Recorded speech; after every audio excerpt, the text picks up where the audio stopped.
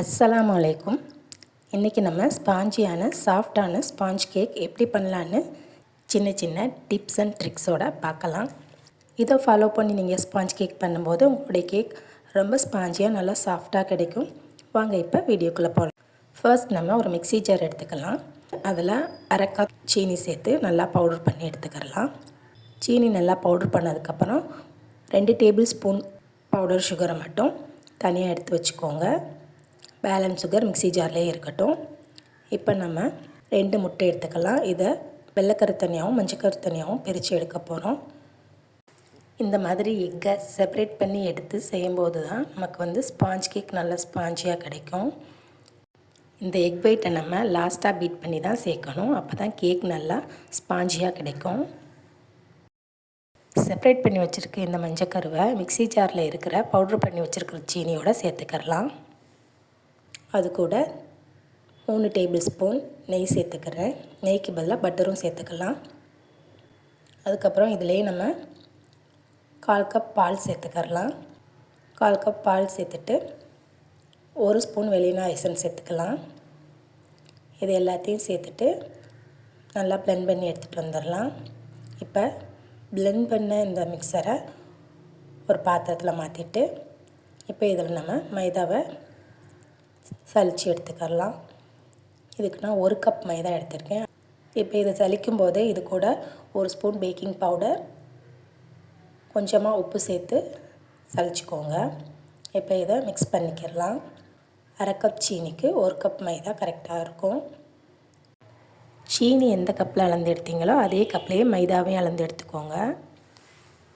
மைதாவை கப்பில் ஃப்ளாட்டாக எடுத்துக்கோங்க, குவியலாக எடுக்கக்கூடாது. மிக்ஸ் பண்ணும்போது இந்த பேட்டர் திக்காக இருக்க மாதிரி இருந்துச்சுன்னா கொஞ்சமாக பால் சேர்த்து டைல்யூட் பண்ணிக்கோங்க. இது இருக்கட்டும். இப்போ நம்ம செப்பரேட் பண்ணி வச்சுருக்க எக் ஒயிட்டை பீட் பண்ணிக்கலாம். பீட்டர்லேயும் பீட் பண்ணிக்கலாம், இல்லைனா விஸ்க் வச்சோட பீட் பண்ணிக்கலாம். விஸ்க் வச்சு பீட் பண்ணும்போது கொஞ்சம் லேட் ஆகும். நம்ம 2 டேபிள் ஸ்பூன் பவுடர் சுகர் எடுத்து வச்சுருக்கோம்ல, அதை கொஞ்சம் கொஞ்சமாக சேர்த்துட்டு பீட் பண்ணிக்கிறணும். பீட்டரை நல்லா ஹை ஸ்பீடில் வச்சுட்டு நல்லா பீட் பண்ணிக்கோங்க. அந்த பீக் வர்ற வரைக்கும் நம்ம பீட் பண்ணிக்கிறணும். இந்த மாதிரி நமக்கு பீக் வரணும். இந்த மாதிரி வந்தால் தான் நம்மளுடைய கேக் நல்லா ஸ்பாஞ்சியாக கிடைக்கும். இப்போ நம்ம இந்த பீட் பண்ணி வச்சுருக்க எக் ஒயிட்டோட நம்ம ஆல்ரெடி ரெடி பண்ணி வச்சுருக்க பேட்டரை சேர்த்து மிக்ஸ் பண்ணிக்கிறலாம். இது மிக்ஸ் பண்ணும்போது கொஞ்சம் கேர்ஃபுல்லாக மிக்ஸ் பண்ணணும். ரொம்ப ஃபாஸ்ட்டாக மிக்ஸ் பண்ணிடக்கூடாது. நல்லா சாஃப்டாக மிக்ஸ் பண்ணி விடுங்க, இல்லைன்னா அந்த சாஃப்ட்னஸ் போயிடும். ஓவராக மிக்ஸ் பண்ணக்கூடாது. ஓவராக மிக்ஸ் பண்ணோன்னா கேக் கொஞ்சம் ஹார்டாக வரும். ஸோ கொஞ்சம் சாஃப்டாகவே மிக்ஸ் பண்ணி வச்சுக்கோங்க. இந்த பேட்டரை பார்க்கும்போதே உங்களுக்கு தெரியும் எவ்வளோ ஃப்ளஃபியாக இருக்குன்னு. இப்போ இதை நம்ம பேக் பண்ண போகிற டின்னில் சேர்த்துக்கலாம். சேர்த்துட்டு லைட்டாக டேப் பண்ணி விட்டுக்கோங்க. இப்போ நான் இதை பாத்திரத்தில் தான் பேக் பண்ண போகிறேன். பேக் பண்ண போகிற பாத்திரத்தை 5 மினிட்ஸ் ப்ரீ ஹீட் பண்ணி வச்சுக்கிறேன்.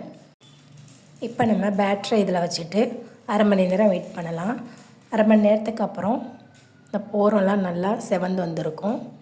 இப்போ நம்ம செக் பண்ணிக்கிறலாம். கேக் நல்லாவே பேக் ஆயிடுச்சு. ஸ்டவ்வை ஆஃப் பண்ணிவிட்டு நல்லா ஆற வச்சுருங்க. நல்லா ஆறினதுக்கப்புறம் இதை நம்ம இப்போ பீஸ் போடலாம். நல்லா சாஃப்டான ஸ்பாஞ்ச் கேக் சூப்பராக நமக்கு ரெடியாகி வந்துருச்சு. இப்போ பாருங்கள், இதை கட் பண்ணும்போதே தெரியும் இது எவ்வளோ சாஃப்டாக இருக்குன்னு. இந்த மெத்தடில் நீங்களும் இதை உங்கள் வீட்டில் ட்ரை பண்ணி பாருங்கள். கண்டிப்பாக உங்களுக்கும் சாஃப்டான ஸ்பாஞ்ச் கேக் வரும். இந்த வீடியோ பிடிச்சிருந்தால் லைக் பண்ணிக்கோங்க. நீங்கள் இன்னும் சப்ஸ்கிரைப் பண்ணாமல் பார்த்துட்டு இருந்தீங்கன்னா ப்ளீஸ் சப்ஸ்கிரைப் பண்ணிக்கோங்க.